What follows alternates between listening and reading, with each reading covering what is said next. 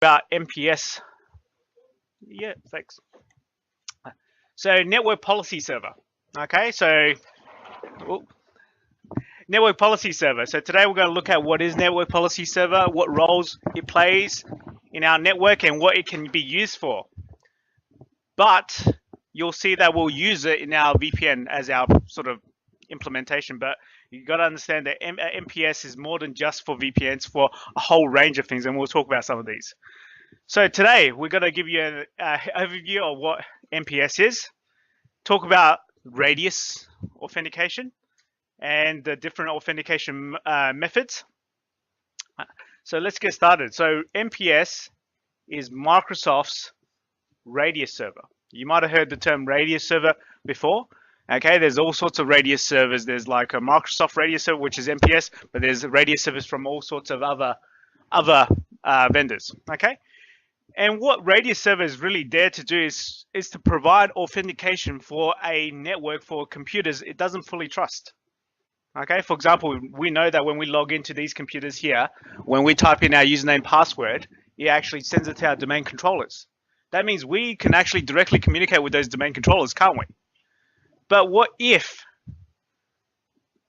if you were a bad guy, you were someone who wanted to attack this network, if you can actually directly talk to the domain controllers, it can actually be a big potential risk. So what am I talking about now? I'm talking about the fact that these guys, when you guys come onto these computers, these are computers that are member of the domain. So, and what's on these computers are fully controlled by our ICT team. Okay, you guys have user accounts on this domain, and basically your access levels and stuff like that are fully controlled by, again, our ICT team. So in a sense, your user accounts trusted, your device is trusted. But in this day and age of BYOD, bring your own device, there's nothing to say that a student can't or a student or anyone really can't just come in here and bring their laptop machine. Okay, that laptop machine could have any sort of software on there, any type of exploits loaded up, and they could potentially, if given full access, exploit your network. Okay, and so therefore, if we allowed all these people to directly communicate with the domain controller when they are not really trusted, then that opens up the potential for someone to compromise your domain controller. And guess what? If your domain controller is where all your usernames and passwords are stored, the administrator's username and password. If that gets compromised, you might as well just give them the key to the whole place. Okay. So what MPS is meant to do is actually gives you a centralized authentication, but not direct access to your domain controller. So Windows Server 2012 and 2016, MPS service provides the following functions. It's a radius server, so it's Microsoft's radius server. So you might, like I said, hear about radius servers from elsewhere, but this is Microsoft's radius server. MPS stands for Network Policy Server. Okay, it's a centralized connection, authentication, authorization, and accounting server for wireless authentication, authenticating switches, dial-up, and VPN connections. Okay, think about that. So all these things are from potentially people who want to connect to your network from places they're not trusted. So what does that mean? So when it says wireless, basically anyone can bring their laptop to our TAFE campus and connect to the network, can't they? Okay, so instead of actually authenticating these untrusted devices because they're not controlled by us, we have no idea what software is on there, what things how locked down it is. So instead of giving them, like I said, direct access to domain controller, this radius service almost acts like that middleman. Okay, middleman to still give them authentication so they can gain access to the Wi-Fi, for example, but not give them direct access to the domain controller. The next thing is it talks about authenticating switches. So if you guys are doing your Cisco subjects, you might be doing the Cisco free. You guys are doing CRS or right now. So the next level is probably Cisco free. That's the scaling networks. And you'll be talking about switches. And on switches, they have what's called NAP, Network Access Protection, which means that, again, just like the Wi-Fi network, not anyone can just come in and join. But with the wireless network, a wired network, the cable network, there's really nothing stopping someone from unplugging the Ethernet cable from the back of your computer and plugging into their laptop, is there? But with NAP on the switches, which is essentially a network access protection on the switches, you can actually protect it against unknown devices just connecting up like that. Okay. Also, we talk about dial-up and VPN. So again, you're connecting from home, connecting on the road. Again, that's not necessarily a trusted device. Okay. So again, this NPS is acting like that radius server, and it's actually providing you authentication. That's one thing. It talks about authorization, and it also talks about accounting. So if you guys remember from our other subjects, I've been talking about the AAA of security for a while now, haven't I? The AAA, authentication, authorization, and accounting or auditing. So authentication, we will understand, proving who you are, username, password. That's one way. Authorization is ability to do things once you confirm who you are. So for example, for the L drive, you guys are students, you can read and execute files from the L drive, but not delete or modify. So that's your level of authorization. And when we're talking about authorization now for the switches and the Wi-Fi and the VPN connection, is whether you can connect or not, and what time you can connect, and if you can connect because you're part of a group or not a group. Okay? And obviously the last thing, which is auditing or accounting, is basically just because you can doesn't mean you're doing it without anyone's notice. Just because you're an administrator, you can access any file, doesn't mean we don't keep track of what files people are accessing. Okay, just because you can doesn't mean you're not logged. Okay, so basically auditing or accounting is keeping track of what people are doing with their access level. So that classic example I gave you guys previously was that, if you remember, there was pretty famous in the news. The Crows coach got murdered by his son. His son was maybe a little bit out of his mind at the time, and is obviously was assessed by psychologists. But because it was such a high-profile case that was in the media, a lot of people wondered, what was nosy, you know what I mean? They wanted to know something before it came out in the newspapers.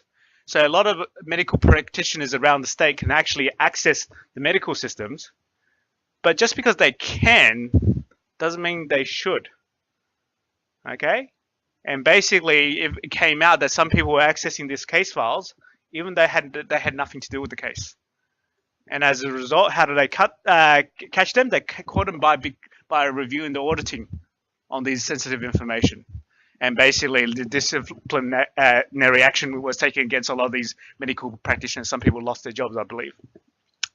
But so basically, without accounting or auditing, or the last A of the AAA of security, you wouldn't even know that, because these people have access, they authenticated, they have authorization to access these things. But just because they can, that doesn't mean they should in every situation. Okay.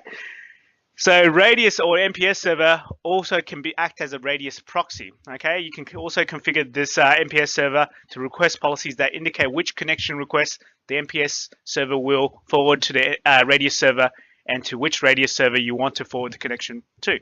That's obviously in a more complicated situation where you have multiple Radius servers. Okay. There's NAP policies as well. We spoke about how switches had network access protection policies. So certain computers can't actually join the physical network even though they're plugged in. Okay, so you might notice that around here on TAFE. For those of you who have a laptop, like my friend here, Adam, have you ever tried to actually configure a virtual machine that's running on your laptop while you're connected to the TAFE SA Wi-Fi and bridged it? Did it work? You reckon it did? I reckon it didn't. Okay, so basically one of our policies for the Wi-Fi network is that you cannot have more than one MAC address coming from the same connection. And you know that when we actually bridge a computer on our VMware, it actually presents itself as another computer on the network, doesn't it? So therefore, it's gonna. You'll notice that if you try it today, for example, you'll notice that virtual machine, which is bridged while you're connected to the TAFE SA Wi-Fi, would not be able to access the internet or access the network at all. And that's a form of network access protection. Okay, NAP. With MPS, we can be part of that. MPS is part of that. when we come to Windows servers. Okay, so besides having it on the switch, we can also implement it on the server level. So network policy server evaluates statements about health sent by NAP-capable clients computers that attempt to connect to the network. So later on, we'll talk about how we can have a health check on computers who connect to the network. What does that mean? We all know that these days, a lot of people have mobile devices, and in the corporate network, you're protected by a corporate firewall, all these rules and whatnot to actually protect you against viruses, worms, and so forth, and attacks from internet. That's pretty good. But what happens when you take it home? When you take your laptop home, you connect it to your Wi-Fi network at home, and you get onto the internet, there's no corporate firewall protecting you, is there? There's nothing else additional to your router that's protecting you. You might have personal firewalls, which is on each computer these days, but beyond that, you are unprotected. And guess what? When people use their computer at home for personal use, you're probably likely to go to websites that actually are more dangerous than if you did it if you were working on work-related stuff at work. So therefore, there's a higher risk of someone taking their computer home and getting infected with a virus or worm and bringing it back to work. Because you might have this corporate firewall that protects you from outside to inside, but once you actually bring a laptop inside, because it's been sitting at home for the last week or so, accessing the internet with no protection at all, it's bringing all those sort of potential attacks back into your LAN, isn't it? So basically, MPS can be part of the network NAP, network access protection, where it assesses the health of that client computer. Okay, so it integrates with various other services where it actually checks whether your firewall is on, where you're being updated. So you know how every time your computer needs a patch, you'll know about it, don't you? And every time you switch the firewall off, you get these error messages that say your firewall's turned off. Would you like to enable it? You guys seen that before? So basically, it's just like your computer is warning you. Your MPS, in this case with the network access protection, is asking your computer, are all these things there? Do you have antivirus software? Do you have your firewalls turned on? Are you up to date patch-wise? And if you don't meet those requirements, implement it correctly, it won't let you on the network.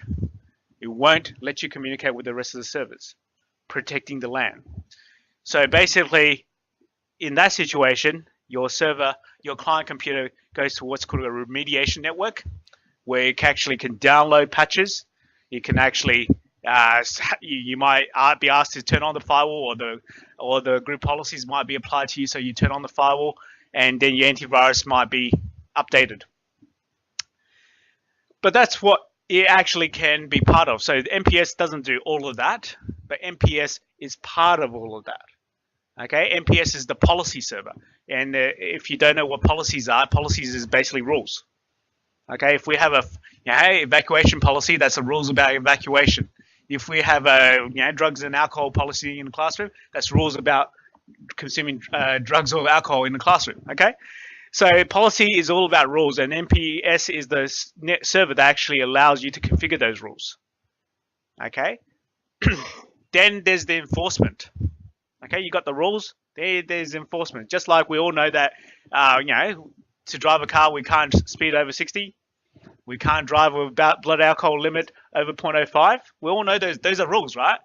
But if no one was around to enforce it, do you think people will abide by those rules? Probably not. And even while there's enforcement, not everyone abides by them anyway. That's why you got so many people have been caught. So therefore, MPS provides the policies or rules, but then you have other things like your Wi-Fi, okay, your access points, your VPN servers, your network policy, your network health servers, your DHCP, your IPsec. All of these things are your enforcement methods. So therefore, if you have a rule about not being able to connect to the Wi-Fi network unless you're part of this group, then the MPS is not enforcing it, but the wireless access points are enforcing the rules by not letting you join a network. If you have policies about VPN connections, your VPN servers are enforcing whether you're allowed to join or what kind of access you get after you join. If you have health policies, then it's your health policy server which assesses the client computers and determine whether they're compliant or not non-compliant. So basically, I've given you a broad stroke about what network policy server can do, but we're going to specifically in this subject mainly use it for VPN. Okay, so I'm not saying that it can't be used for all of that. I am saying it can be used for all of that. But the way easiest for us to teach this and to use it in class is to use it with our VPN. Okay, you'll see that we'll create a network policy for allowing people to dial up the VPN. In that policy, we'll determine groups. If you're a member of this group, you can dial in. If you're not a member of this group, you can't dial in, and so forth. So there's some tools to manage the MPS, includes MPS Management Console Snap-in. You can also, again, use command line tools like the net shell, and obviously we always say anything you can do with your graphical user interfaces, you can use the PowerShell to do. So PowerShell can be used to manage your MPS. All right, so let's actually put a picture to it. Okay, so we spoke about how our Radius server provides the rules that allows someone to be able to access the network.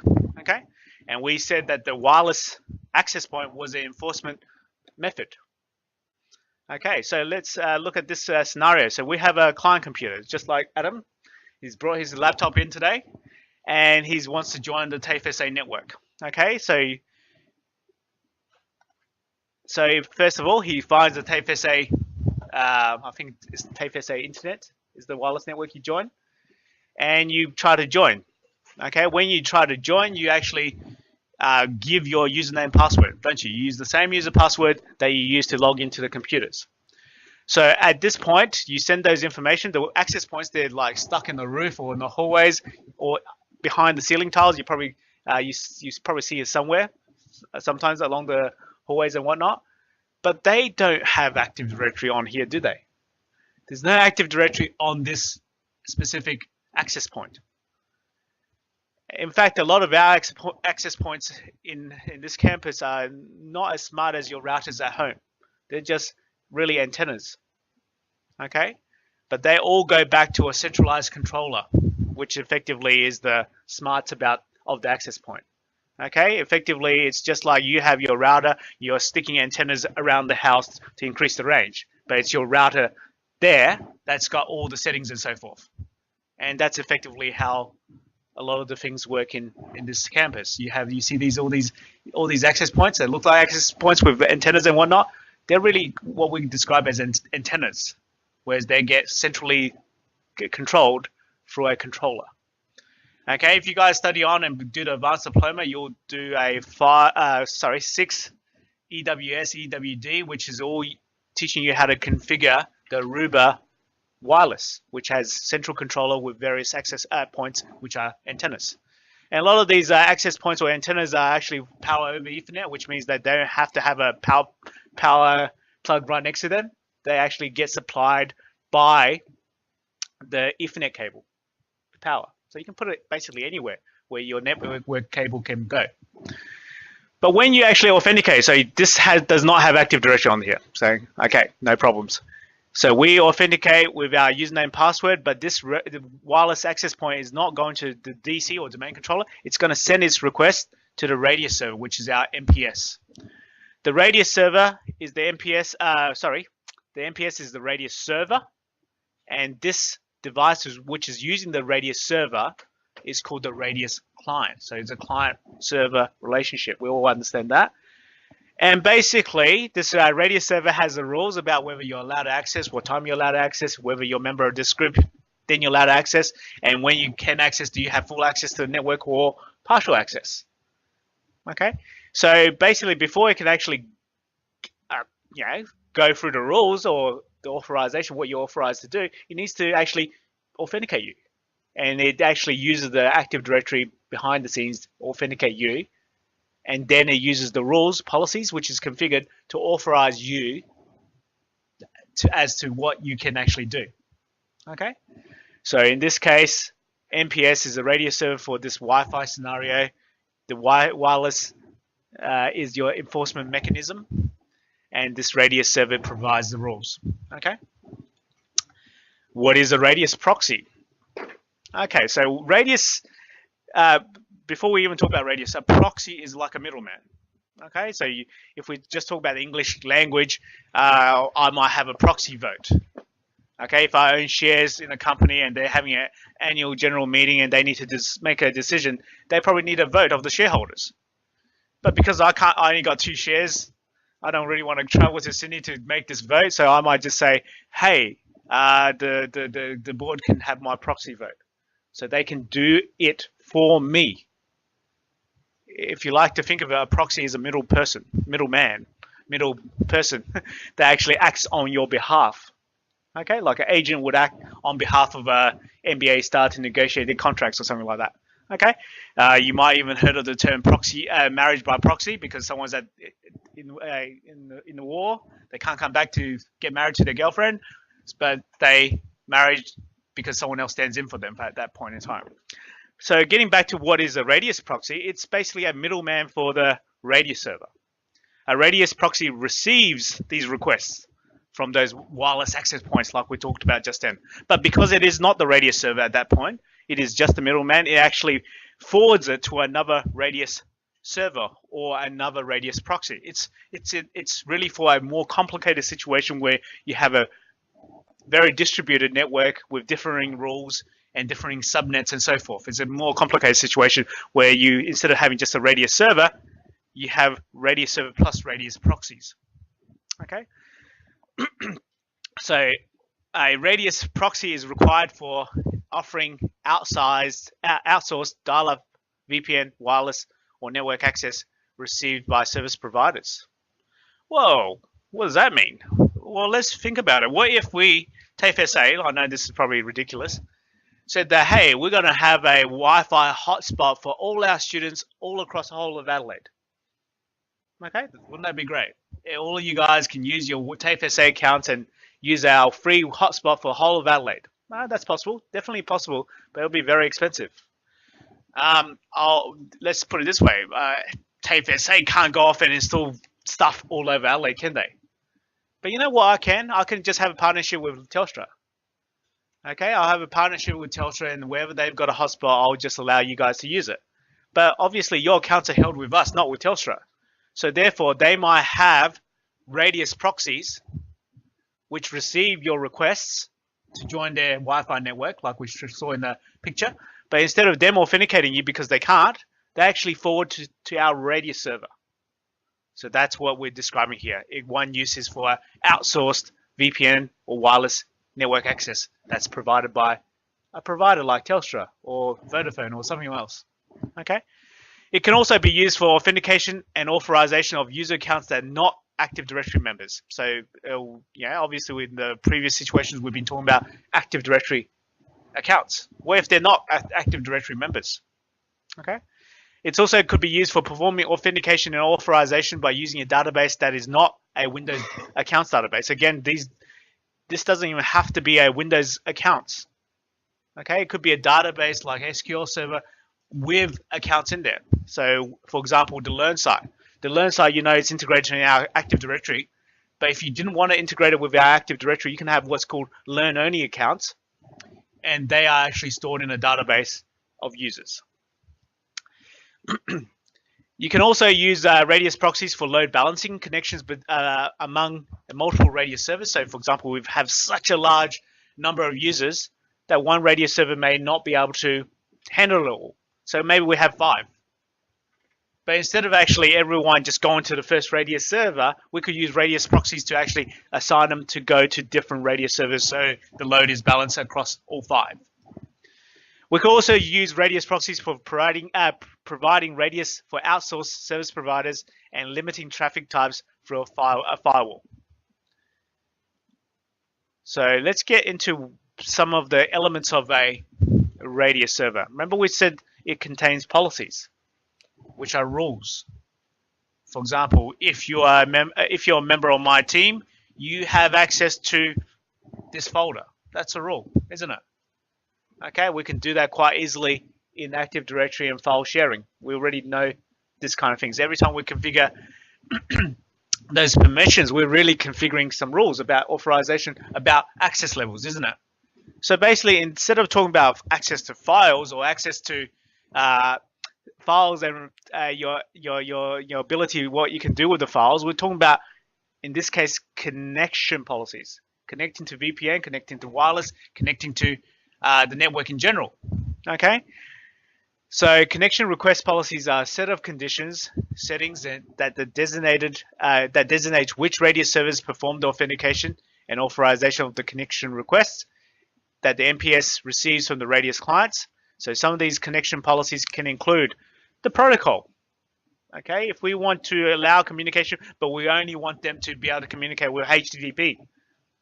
Well, that's interesting, isn't it? Maybe we only want people to connect, but they can only connect with HTTP, which is only for web traffic. Okay, so it's limited to that connection. Or the service type, the tunnel type, or maybe we say, hey, TAFE opens Monday to Friday, 9 a.m. to 9 p.m. So maybe we'll make sure that all the connection requests is allowed during those times, not on Saturdays or Sundays. Because like anything, you don't have to be inside a TAFE to access the Wi-Fi network, do you? So if we actually give people access to Wi-Fi network while they're sitting on the Curry Street at the bus stop on Saturday morning, that's again potentially opens up that door for misuse and attacks. Other things include settings like authentication, so who's going to authenticate you, okay? Accounting, who's going to be the accounting server that actually tracks what you're doing or your access, logs it. Attribute manipulation and some advanced settings. Okay, so if we look at the connection request processing, there's obviously we can actually use just a local computer to process the authentication, or we can use Radius. Okay, so if we have a VPN, so we can just let them dial in based on our local users and accounts, or we can tell them to use the Radius authentication. And in our practice, we'll actually do both. And you'll see that we can do both. So local authentication takes place against the local security accounts database or Active Directory domain services directly. The key thing is it's direct. Radius authentication forwards the connection request to a Radius server for authentication. So it doesn't actually communicate with the Active Directory domain services directly. Radius server groups, so used where one or more Radius servers are capable of handling the connection requests. The connection requests are load balanced on specified criteria. So if we have Radius server groups, it means that instead of having one, we have multiple to handle the amount of requests, the amount of load. The default ports, obviously these default ports are pretty important in the sense that if they are the ports that it's working on, we all know that every bit of network communication works on, besides the IP address, it's also the port numbers, don't we? We also know that the firewalls block traffic based on opening and closing ports. That's just the basic packet filtering firewall, which is every firewall is capable of doing that. A lot of firewalls are capable of doing a lot more than that, but every firewall should be able to protect you based on opening and closing ports. So if these are the ports, UDP 1812, 1645, and UDP 1813 and 1646, it means that if we want communication between the Radius server and the Radius client, these firewalls ports must be opened. Okay. Authentication mechanism. So when we talk about authentication mechanism, because we're not between the Radius server and the Radius client, it's not necessarily in a trusted environment. It's because it could be Wi-Fi, it could be the internet, it could be a whole heap of stuff. We need to have an authentication mechanism that both the client and the server understands. And obviously we have these to actually choose from. Okay, MS Chat version 2, MS Chat, Chat, PAP, and unauthenticated access. If you want to think about it, the security or how secure it is go from the bottom as not secure, all the way up as far as the best secure. So PAP is really plain text, so which is terrible. Whereas we go to MS Chat, Microsoft's Chat version 2, which is what we will use in class, which is the best out of the lot. And then what about part of authentication is certificates, okay? So basically, we know that certificates are used to secure communication between two computers, right? To help encrypt it. So with MPS, you can use certificates for network access authentication because they provide a stronger security than just username and password. They eliminate the need for less secure password-based authentication. So for example, it's if I have this certificate and I know my username and password, that's multi-factor authentication, isn't it? Rather than just username and password, which is a single factor. But that actually complicates things a little bit more if we use certificates, okay? So a little bit complicated. So when we need to use certificate for authentication, we need what's called a certificate authority, a client computer that gets the certificate somehow, and that can be through group policies, that can be auto enrollment, that can be manually putting the certificates onto the client computer. And we need to have a server certificate which resides on the certificate store of the MPS, and we also need a user certificate which could be on a smart card. But when we use certificates, we just need a huge load of other additional things along the way. Okay, when you go to the next few subjects, you'll definitely talk about more certificates and the certificate server. But for this subject, when we're doing our VPN, you'll find that instead of using a certificate, we're going to use a pre-shared key, which takes the place of the certificate instead, which makes life a little bit easier. Instead of having these extra additional things that we need to put in place to get certificate authority working, we just use a pre-shared key, which simplifies the process as well and reduces the number of virtual machines, again, from what you need. But to be honest, certificates is better.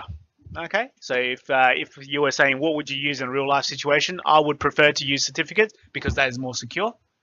Okay, a pre-shared key, just like you know at home with your Wi-Fi pre-shared key, it's a way of getting around this and it's pretty secure, but it's not ideal because it means that instead of being based on individual things, everyone has the same pre-shared key. Deploying certificates for PEEP and EAP. So for domain computers and user computers, we can use what's called an auto enrollment feature as part of our group policies to automatically get certificates onto client machines. Okay, so basically auto enrollment, when we log in, when we authenticate, we actually get a certificate from our certificate authority server and get it on our computer. That's great for domain computers. What about non-domain computers? So like your devices you bring in from home. So non-domain member enrollment requires the administrator to request a user or computer certificate by using a certificate authority web enrollment tool. Okay, and this is possible. That's not ideal, but it's possible. The administrator must save the computer or user certificate on removal. So this is one way. This is probably the best way for non-domain computers. Use a web enrollment tool. But if you don't have a web enrollment tool, I can actually get a certificate, put on a USB stick, take it over to your client computer, and install it manually. That's not ideal because it's manual. And manually install the certificate to the non-domain computer. This is very, very not ideal, especially if we're talking about the numbers of, like if we're talking about TAFE SA, 80,000 students. The administrator can also distribute the user certificate on a smart card. So yeah, just like maybe not here at TAFE, but in more secure locations, instead of just logging in with your username and password, you might have to insert a smart card as well. And that smart card contains that certificate, which is trusted. Okay, let's talk about monitoring and troubleshooting network policy server. And to be honest, a lot of this, and trust me, when you actually go do the VPN, it's a very hard to understand initially. But if you get your mind around it, there's so many complicated processes because we have a VPN server, then we have a radius server, then we have the Active Directory. Okay, so on the radius server we have the rules, which use users and groups from the Active Directory. But then we have the VPN server, which then has to use those rules, which is on this server, to allow people to dial in on the VPN server. So you can see there's actually one links to another, links to another, links to another. So it's all sort of interwoven together. So basically, it gets a little bit complicated, and the hardest thing for most students at this point is actually understanding what's happening. Okay. So if I actually take a moment just to look at our assignment, so I can actually explain what's happening at the end of the day.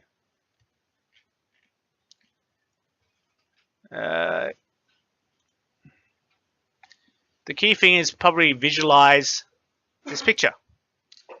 So I'll give you a network diagram of what we're going to achieve at the end of the day. The key thing is to probably visualize this. So with regards to VPN,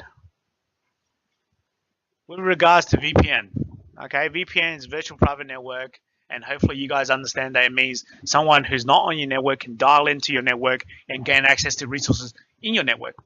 Easy enough to understand? So therefore, first thing to understand is people can't dial in from this computer. You can't use VPN from this computer. Why is that? That's already in the network. So there's no way someone here would be dialing in to this RAS server to gain access to the network because it's already on the network. So you have to think about that it's actually somewhere on the internet. So this cloud represents the internet, and in this classroom, this cloud is our bridged network or physical network. Okay, so in order to be a VPN client, you must be a computer that's bridged. You get me? And when you dial up, you're not going to communicate with this network interface on the inside of this RAS server. You're going to be communicating with the interface which is pointing to the outside, which is the bridged interface. Okay, so when you actually do this for reals, you'll really there'll be a point where you have to choose which is the inside interface, which is the outside interface. If you get that wrong, it's not going to work. So when I'm dialing in, if I'm a computer that's sitting on here on the internet and I'm dialing in, I'm going through my bridge network in this case, or if it's in the real life, it's my internet to the internet facing interface of this. This server then actually forwards the request to the MPS server. In our example, in our worksheets, in our example, and probably in your work assignment, in this case, because to save another machine, we're actually going to put the MPS server on the same as the domain controller. Okay, so we're going to forward that request to the domain to the MPS server, which happens to be on the domain controller, but it's a separate service to the Active Directory. So when we actually go and check the rules, the MPS server is then going to use the groups out of Active Directory to assess whether you are authorized to dial in or not. Okay? And to complicate the picture, when we actually make a site-to-site VPN, it's this RAS server dialing into this RAS server and vice versa. Okay, so there's a connection this way and another connection this way. So it gets a little bit complicated, and to be honest, you should not attempt to do the assignment VPN part without first going through the worksheets for VPN and fully understanding what you're doing there. Okay? But you'll find that, why did I even talk about that? We talk about that because we're talking about troubleshooting and monitoring MPS. You'll find that a lot of the time when things are not working, you'll have to do some troubleshooting. Okay? For most people, it's just about going through and checking, confirming the basics. I've got the user correct. I've got the IP address correct. I've got the connection request policy configured correct. I've dialed the right IP address. I've got the interfaces correct, and so forth. But we can also use our event logs. So we've spoken about event logs before. They're Windows logs, and they basically log all the errors, all the information on our computers. And there's a specific logging for MPS events in the system event log. This method is useful for auditing and troubleshooting connection attempts. So it's basically, how do I know someone's trying to dial in all the time and not have access? Well, it's auditing it. It's logging it. Logging user authentication requests. This method is useful for connection analysis and billing process. So, for example, if we're going to charge people for them dialing in because we're a service provider, then this can be used for billing as well. This method can be in text format, or you can log it directly to a SQL database, which then allows you to use queries and reporting to create more powerful analysis Whereas if it's just a text file, it's just lines of text, very boring to look at. But when you can create queries and reports, we can generate graphs, we can generate pie charts and so forth. Okay, which it becomes easier to analyze. So logging, MPS, and accounting, we can use the MPS console to configure login. In the administrative tools, we open up the MPS and we look at the console tree, we look at accounting, and we can actually, in the details pane, change the log file properties. So what we're talking about, whether it's logged to a SQL database or just a text file. And here's the SQL logging configuration, for example. And like I said, a lot of these things will make a lot more sense as you work through them in our worksheets. Okay, so basically, this is just talking about, the server database is logging to. We can configure this by here and what format. We can also configure MPS events to record in the event viewer. How we configure the MPS events to record in event viewer. MPS is configured by default to record failed connection attempts and successful connection attempts in the event log. But you can just change this behavior. Sometimes when you have too much logging, it sort of, it floods it from you identifying the really important ones. Okay, so you can actually adjust this by selecting only failures or something like that. Common request failure events consist of requests that the MPS rejects or discards. Both failures and success events are recorded. There's also a Chanel logging. And how did you configure it? Chanel is a security support provider that supports a set of internet protocols. And basically, you have to change this registry key to enable Chanel logging. And this basically is just another way of logging and gives you a way of interpreting the results. Like I said, when you just look at a plain log in the barest form, it's just text. At this time, date, whatever, a whole heap of information in text is not very useful. It's when you can actually put it into a database or put in a specific logging software and they're actually able to help you analyze it that makes it more powerful and gives you a better picture and allows you to identify problems. So that's the end of the presentation today. What I want you to do is work on your assignments, catch up to where you're meant to be. At this stage, like I said, you should have finished all your group policies, including your password policy, your folders, your permissions, your users, your OUs. That's where you should be up to. And if that's the case, then you're ahead of the game and you're good. And you're probably going to be successful this semester. But at a minimum, you should have finished your users and permissions, folders, and printers. That's at a minimum. If you haven't done that, like I said at the beginning of the lesson, you're probably at really great risk of not being able to finish this subject successfully. So if I were you, I'll try to catch up, put some overtime in, and I'll